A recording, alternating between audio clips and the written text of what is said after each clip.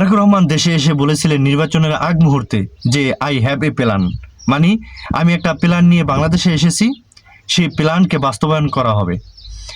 কিন্তু সম্প্রতি সময় তার মন্ত্রিসভা, তার চলাফেরা এবং তার কর্মকাণ্ড দেখে, প্রশাসনের কর্মকাণ্ড দেখে এই কথা খুবই দৃঢ়ভাবে আমি বলতে পারি, মূলত সে নিজেই অন্য এক প্ল্যানের অংশ বলে আমি মনে করি।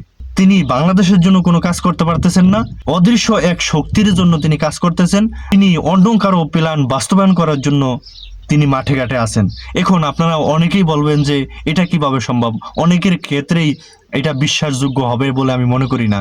তবে সময় যত গড়াবে আস্তে আস্তে কিন্তু সব আপনাদের চোখের সামনে স্পষ্ট হয়ে যাবে যে কোথাকার পানি কোথায় গড়ায়। আমি যে অগ্রিম কথাগুলো বলে দিচ্ছি এটা কিন্তু এক সময় বাস্তবায়ন হবেই হবে।